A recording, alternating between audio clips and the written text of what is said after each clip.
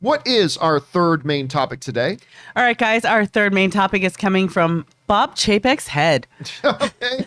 I read a really interesting report on Variety about a commissioned study that showed that almost half of the moviegoers surveyed who went to the movies before the pandemic have not got back to the theaters yet, and that their main two reasons were safety and the price of going. I think it's safe to say that the industry can't survive if 50% of your customers don't come back. What needs to happen to get those people back into the theaters?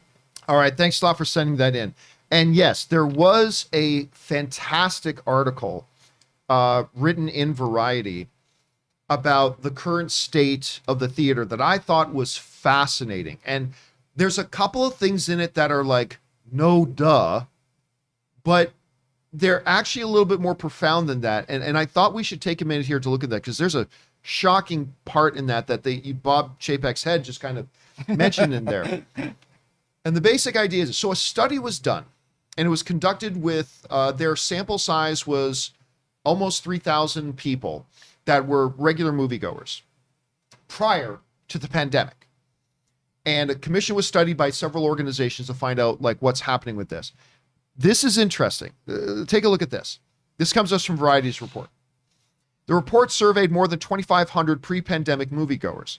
It discovered that nearly half of respondents, some 49%, so nearly half of those polled, once went to cinemas, but no longer do so. Their reluctance mostly comes down to concerns about safety because of the pandemic and price. The study's authors claim the clock is ticking.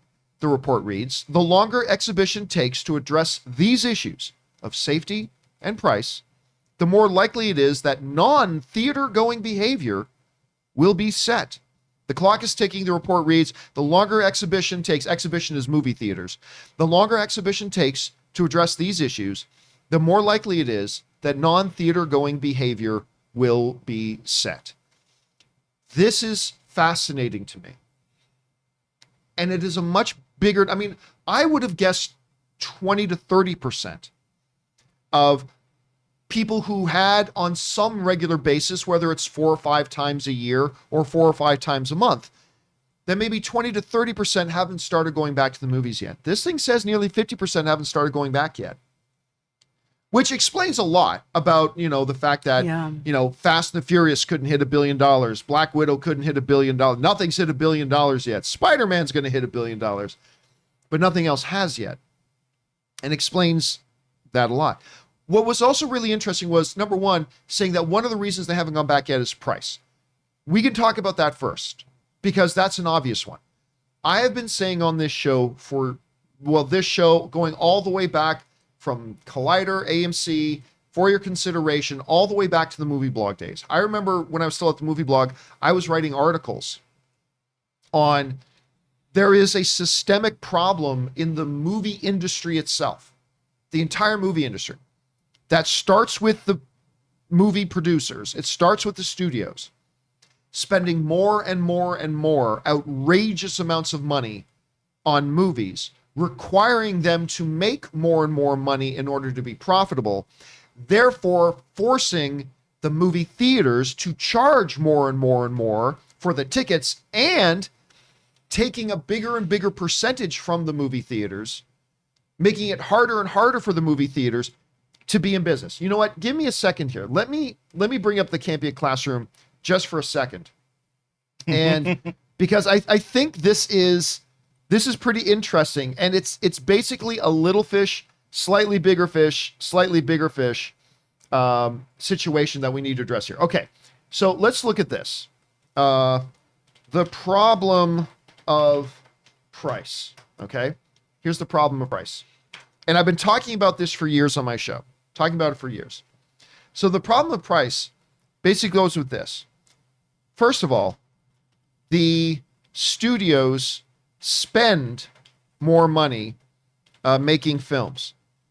Now, as a film fan, I want them to put a lot of money into making these movies. I want them to spend a lot of money making these movies, but then they start spending obscene amounts of money. And I don't blame any of the artists, directors, or actors, or whatever, for getting what they're willing to give you. I don't blame anybody. But when a studio is going to pay Christopher Nolan $50 million plus, what was it? 20%? 20% of the box office? It was some ungodly number like that. I don't blame my boy Christopher Nolan for saying, sure thing, give it to me. I don't blame any actor, director, anybody asking for what they think they can get. That's the market. But when studios start doing that, when studios start paying actors $20 million a film to show up for 8 weeks of work in a movie they didn't write and characters they didn't create. Now, don't get me wrong, actors should be rich. I'm all for it. I'm all for people being rich, and I don't blame any of the actors asking for that money, but I do blame the studios. So suddenly, it used to be, I still remember back in the day going, oh my God, that movie cost $100 million. Now today, $100 million is considered a mid-budget movie. So, but here, let's keep going down. So that's step one, is studios spend more money. That means studios require more money to be profitable. Okay, so the studio spends all this money. Well, they got to get that money back. Before, they made movies for certain amounts of money. So if it made $100 million, they made big profit. Now, if they want to make that profit, they got to get a lot more money. So what happens? It goes down the food chain to the theaters now must charge more for tickets. So now, because the studios need to make more money, but there aren't more moviegoers, ticket prices have to go up to accommodate the increased amount of money that studios are spending. But then it gets even more. Studios now squeeze more of a percentage of the movie tickets from the theaters. Okay, so what has happened over the years, and remember, I worked with AMC theaters for a number of years, and I remember this, there was talking about this, is that as years go on, studios squeeze more and more and more. The vast majority of the money from your movie ticket that you buy at the movie theater does not go to the movie theaters. The big majority of the money that you spend on movie tickets does not stay with the movie theaters. It goes back to the studios, right? And as the years progress, the studios squeeze more of a percentage and more of a percentage and more of a percentage, leaving the theaters with less and less money. So what's the next step in this food chain? Theaters, to stay open, have to get revenue from concessions. So what happens is, as the studios start to squeeze more and more of the movie ticket money out of the theaters are left with, well, now we don't have enough money to stay in business. Where do we get more money? Concessions. You want to know why a glass of soda costs you $6.80? It's because that's what the movie theaters have to charge to keep their lights on. Why does a 13-cent bag of popcorn cost you $8? Because that's what it takes for the movie theaters to keep their lights on. But go back and look at it. All is one continuous domino effect. The studios spend more, spend outrageous and hand out amazing amounts of money, requiring them to make more money. So they turn to the theaters to charge more for their tickets and take more of the percentage, leaving the theaters with less money and having to compensate for that lost money by charging more for concessions. And at the end of the day, the last fish in the food chain is the audience. The audience pays for it all. What starts with the studio spending more money. I remember people used to say to me, when I would complain about this on the movie blog and in the early days of AMC, and I'd say, like, studios are spending too much money, people would always come back to me, well, John, why do you care? It's not your money. Who cares how much they're spending? I'm like, fool. You're the one who pays for it. So it is your money. And nobody listened. It is your money. Why do you care? It's not your money. Yes, it is. Because at the end of the day, you are the one who's paying for it. With a higher ticket price that the movie theater doesn't keep, so they have to compensate by charging more on concessions, and more it becomes more expensive. If you're complaining about how much it costs to go to the theaters, then you can't just start with the theaters. You got to work your way all the way back up to the top of that chain. That the studio spending has become out of control. It's come out of control. And ultimately, you can say, well, it's not my money. I don't care. It is your money. Because at the end of the day, as you go through the food chain and as the dominoes fall, it doesn't land on anybody else's feet to pay for all this except yours and mine. That's where the buck stops. That's where the bucks comes from us. So we are the ones paying for it. And I've been saying for over a decade that this is a systemic problem within the movie industry, not the studio industry, not the theater industry, the movie industry that has to be addressed because it becomes really expensive. Now, look, I still think going to the movies is a value. You know, Ann and I went to a Lakers game the other day. We spent $300 on 2 tickets. Probably about 50 or 60 bucks on cheap food and drinks. Now, Ann is a big Lakers lover, so, I mean, we don't go to 10 games a year, but we'll go to maybe 2 games a year, right? Something like that. So, or I had a better time going to the movies and watching Venom 2 than I did watching the Laker game. I like the Lakers, don't get me wrong, but I had a much better time. I spent 1/10 of the price. I still think going to the movies is a good value. Like, you want to take a date out for a night? Good luck finding a cheaper option than going to the movies. You want to take her to a concert? You want to take her to a musical show? You want to take her to a bar? You're going to drop $150 for your $30 drinks. That's why I don't drink. And all that kind of stuff. I still think it's a good value. But here's something interesting. As you go down in this article, this is really neat too, because one of the things that the movies theaters have done to address this is by introducing the monthly subscription plan. It's a good value for the audience. It generates money for the theaters. But here's something I hadn't considered before. This is really interesting. Take a look at this. Okay?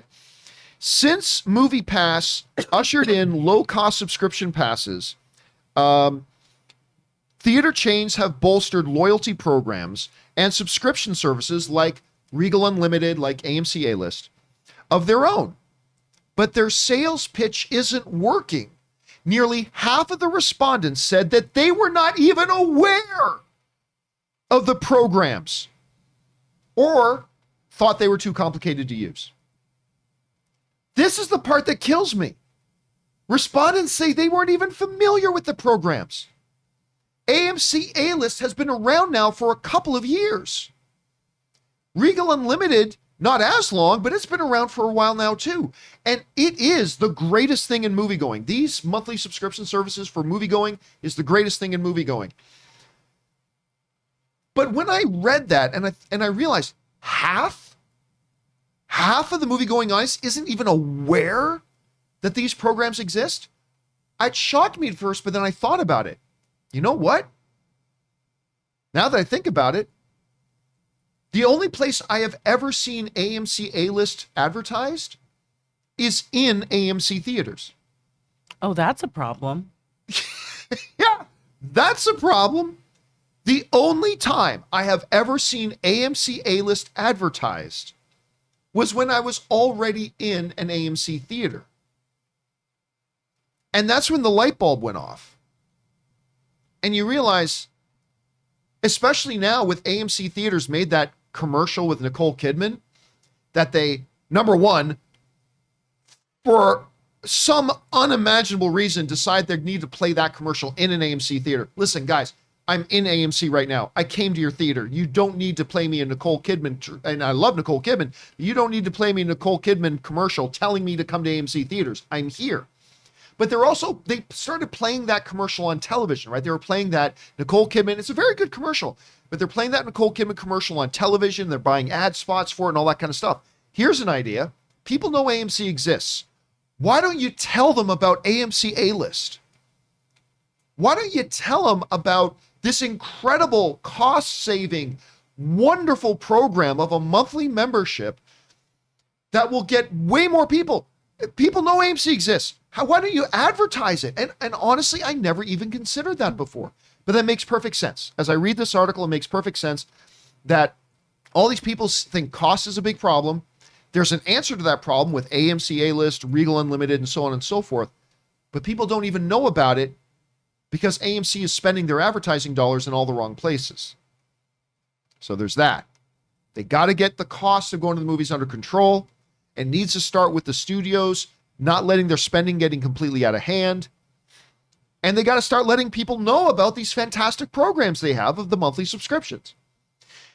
So that was one part of it, was the cost. The other part of it was, I was surprised to see that they were all saying that a big problem them wanting to go is the fact of the pandemic.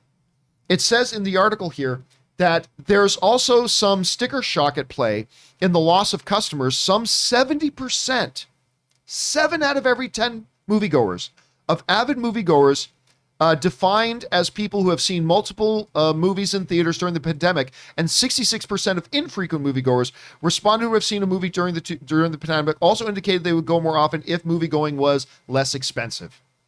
No kidding. No kidding. But then it also said, get this, among the film goers, among all the people I've interviewed for this and studied on this, 59% of them said they don't feel safe in theaters. 59% say they don't feel safe in theaters. So you've got a huge chunk of people that have not started coming back to the movies yet. And out of those people who said they're not coming back to movies yet, over half of them, well over half of them are saying it's because we don't feel, with the pandemic, we don't feel safe. Mm-hmm. Right? And that's an understandable reason. So what can you do? Well, there are some things that are being bantied about, vaccination requirements, and it said in here that 33% of those asked said, yeah, they would be more likely to come back to the movies if there was a vaccination requirement, knowing that everybody who was in that theater was vaccinated too. That would 33% said we would come back to the movie theaters if people said they were vaccinated, if they said there were vaccinations. Now, of course, 20% said, well, I won't go to the movie theaters if they require vaccination. 33 is bigger than 20. Just take the good business. But I know it's really, really interesting. Again, I want to encourage everybody, and I know we'll move on from this topic now here, guys. I know we spent a lot of time on it. But I do want to encourage you guys to go over to Variety and search for this article. It's really interesting. And I think it brings up a lot of interesting things about the industry and how the movie theaters and the studios need to start responding to this, because half of the moviegoers are not coming back to the movie theaters yet. People ask me, John, why don't you think Spider-Man No Way Home is going to make $2 billion? Because apparently half the moviegoers aren't even coming back to the movies yet. And that's something that's got to be solved. Anyway, guys, the question is for you. What do you make of all this? And what are your thoughts? I highly encourage you to go and read the article. Whatever you guys are thinking about it, jump down into the comments section below and leave your thoughts there.